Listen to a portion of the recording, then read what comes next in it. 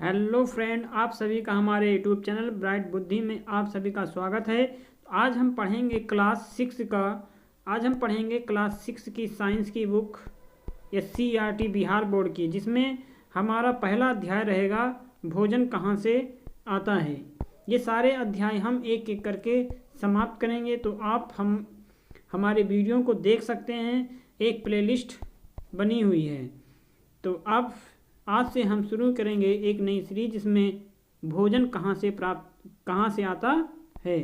तो आप सब तैयार रहिए पढ़ने के लिए। तो चलिए शुरू करते हैं। अध्याय 1, भोजन कहाँ से प्राप्त होता है। तो शुरू करते हैं अध्याय 1, भोजन कहाँ से प्राप्त होता है या भोजन कहाँ से आता है।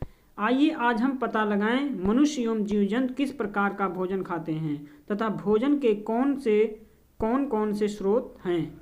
तो आपने और आपके मित्रों ने कल पूरे दिन में क्या क्या खाया था। विद्यालय में अपने दोस्तों से उन खाद्य पदार्थों की जानकारी प्राप्त कीजिए जो वे पूरे दिन में खाते हैं। अपनी नोटबुक में तालिका की तरह यथासंभव अपने दोस्तों के द्वारा खाए जाने वाले विभिन्न खाद्य पदार्थों की जानकारी प्राप्त कर सूची को तैयार कीजिए। तो ये आप यहाँ पे जो सारी सूचियाँ हैं ये सब फिल कर सकते हैं। अपने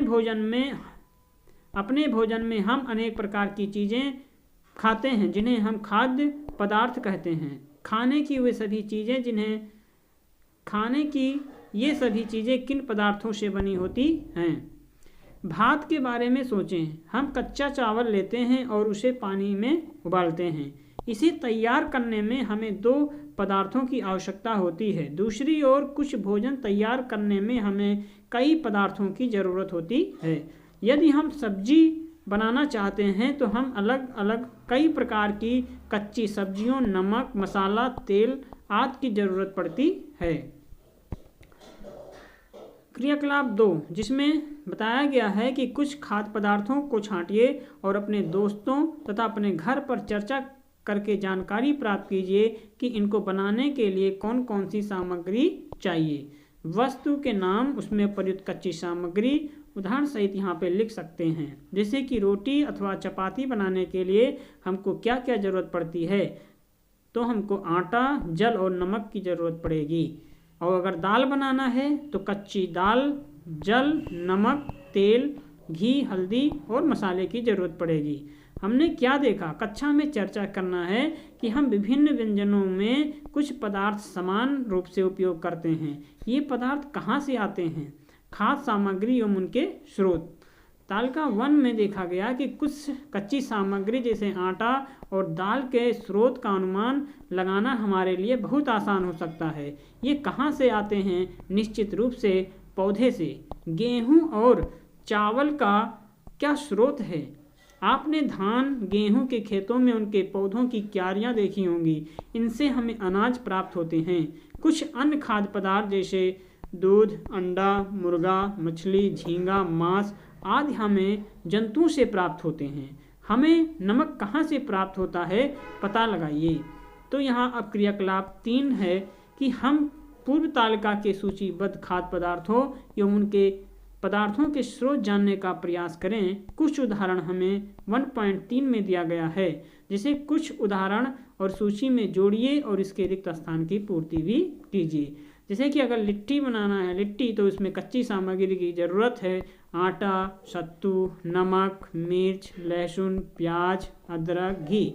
तो अब आटा के मुख्य स्रोत क्या हो सकता है। तो गेहूं है। नमक का मुख्य स्रोत कहाँ है, तो समुद्र से है। मिर्च का मुख्य स्रोत कहाँ है, तो मिर्च के पौधे हैं। लहसुन, प्याज, अदरक और घी, ये सब कहाँ से इसके प्रमुख स्रोत कौन हो सकते हैं। तो घी के जैसे जंतु से प्राप्त होता है, पेड़ पौधे से प्राप्त होता है। तो ये सारी चीज़ें हैं कि हमको कहाँ से, अगर हमको जैसे मुर्गा है तो इसका मसाला, इसका ज़रूरत पड़ेगी मीट बनाने के लिए। तेल, घी, नमक, प्याज, जल।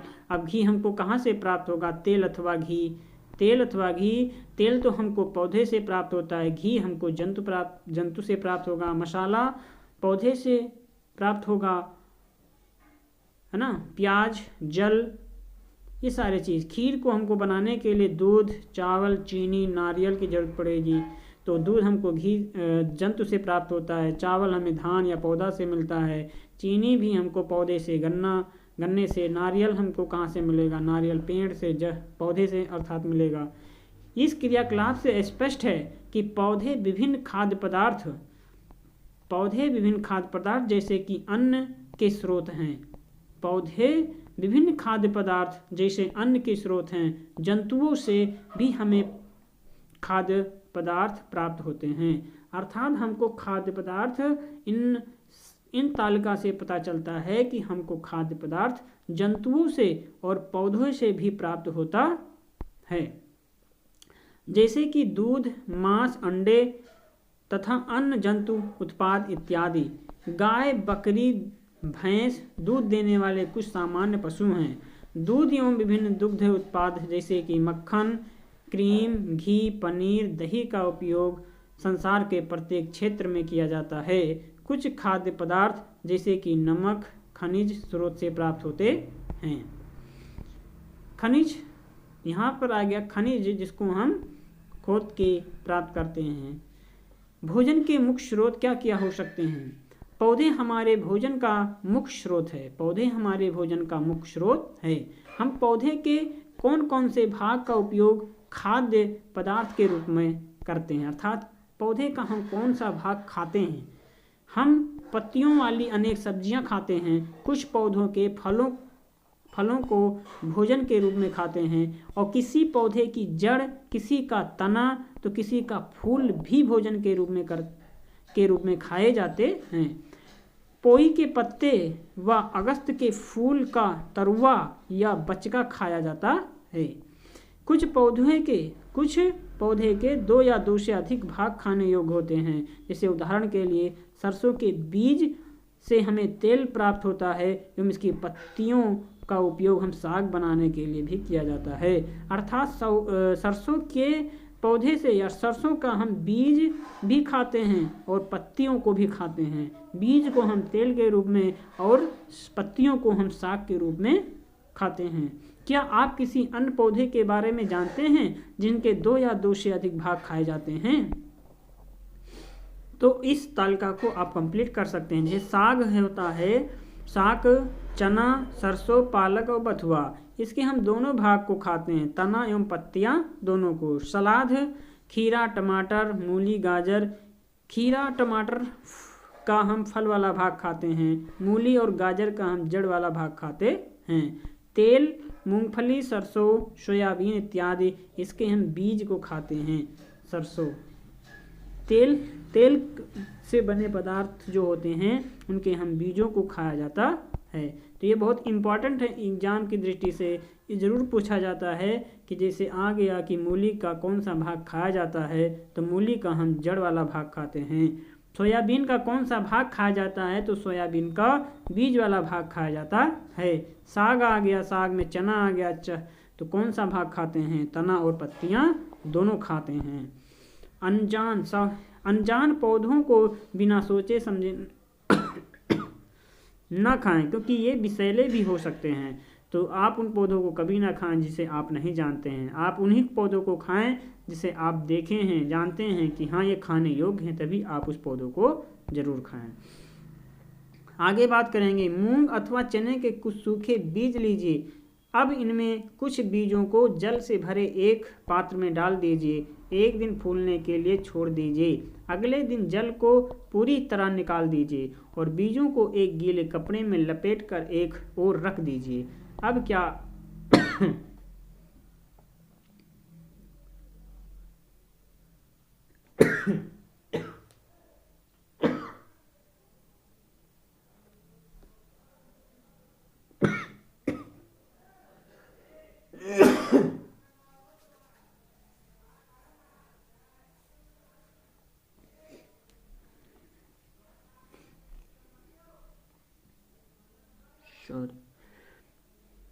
अब क्या आप बीजों में कुछ परिवर्तन देखते हैं? क्या छोटी सी सफ़ेद संरचना बीजों से बाहर निकल आई? यदि हाँ, तो बीज अंकुरित हो गए।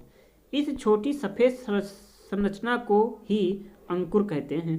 अंकुरित बीजों को सावधानी से धोकर आप इन्हें खा सकते हैं या उबाले भी जा सकते हैं। इनमें कुछ मसाले मिलाने पर खाने के लिए स्वादिष्ट अल्पाहार तैयार किया जाता है। क्या आप जानते हैं कि शहद कहाँ से आता है या कैसे बनता है? क्या आपने कभी मधुमक्खी का छत्ता देखा है जहाँ बहुत सारी मधुमक्खियाँ भिनभिनाया करती हैं? मधुमक्खियाँ फूलों से मकरंद अर्थात मीठा रस एकत्रित करती हैं, इसे अपने छत्ते में जमा करती हैं। फूल और उनका मकरंद वर्ष के केवल कुछ समय में ही उपलब्ध होते हैं। मधुमक्खियाँ मकरंद को अपने पेट में एक एंजाइम की सहायता से पचाकर शहद बना लेती हैं। ये शहद फफूंद बैक्टीरिया लगकर खराब नहीं होता। मधुमक्खियाँ इस शहद का भंडारण कर लेती हैं ताकि पूरे वर्ष इसका उपयोग किया जा सके। हम ऐसे छत्तों में मधुमक्खियों के द्वारा भंडारित भोजन का शहद के रूप में उपयोग करते हैं। जंतु क्या खाते हैं? क्या आपके घर में कोई ऐसा पालतू पशु है जैसे कि कुत्ता, बिल्ली, भैंस, गाय, बकरी, जिसकी आप देखभाल करते हैं? फिर आपको इसकी जानकारी अवश्य भी होगी कि आपका पालतू जानवर क्या खाता है।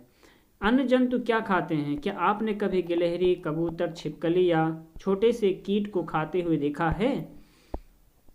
तो आप इस तालिका को कंप्लीट कीजिए। जैसे गाय क्या खाती है? घास, खली, भूसा, अनाज। बिल्ली छोटे जंतु, पक्षी, दूध, चूहा। ऐसे आप यहाँ पे कंप्लीट कर सकते हैं। क्या खाते हैं? कुत्ता, कौवा, गौरैया, शेर, छिपकली, तिलचट्टा, मनुष्य, चूहा और बंदर। उपयुक्त का तालिका को देख करके बताना है कि कौन से जंतु जो केवल पौधे व उसके उत्पाद को भोजन के रूप में लेते हैं और ऐसे जंतु शाकाहारी कहलाते हैं। मतलब शाकाहारी जंतु ऐसे जंतु होते हैं जो केवल पौधे व उसके उत्पाद को भोजन के रूप में लेते हैं, उन्हें हम शाकाहारी। और ऐसे जंतु जो दूसरे जंतुओं को भोजन के रूप में लेते हैं उन्हें हम मांसाहारी कहते हैं। क्या आप ऐसे कुछ जंतुओं का नाम भी बताएंगे जिनका भोजन पौधे और जंतु दोनों ही होते हैं? वो सर्वाहारी कहलाते हैं। अर्थात कहने का मतलब यह है कि जो केवल पौधे खाते हैं, जो पौधों अथवा उसके उत्पादों को खाते हैं उन्हें हम शाकाहारी कहते हैं। जो जीव जंतुओं को खाते हैं उन्हें मांसाहारी कहते हैं। जो जीव जंतु एवं पौधे दोनों को खाते हैं उन्हें हम सर्वाहारी कहते हैं। ये शाकाहारी, मांसाहारी और सर्वाहारी के कुछ तालिकाएं दिया, आप कंप्लीट कर सकते हैं। क्या मनुष्य और तिलचट्टा सर्वाहारी हैं? अब आप समझ गए होंगे कि मनुष्य एवं विभिन्न जंतुओं का भोजन पौधे और उनके उत्पाद तथा अन्य जीव जंतु और उनके उत्पाद हैं। पौधे क्या खाते हैं? पौधे अपने भोजन का निर्माण स्वयं करते हैं। पौधे की पत्तियों में हरे रंग का पदार्थ होता है जो सूर्य की रोशनी में जल की सहायता से अपने भोजन का निर्माण कर लेते हैं। पौधे की पत्तियों एवं अन्य भागों में भोजन का निर्माण एक जटिल प्रक्रिया के उपरांत होता है। इस प्रक्रिया को प्रकाश संश्लेषण कहते हैं। आगे की कक्षा में इस अवधारणा को हम विस्तार से पढ़ेंगे। अब यहाँ पर है कि हमने क्या इस लेसन में सीखा, इसे जानेंगे कि मनुष्य एवं जीव जंतु भिन्न भिन्न प्रकार के भोजन खाते हैं। भोजन के स्रोत पौधे एवं जंतु दोनों हैं।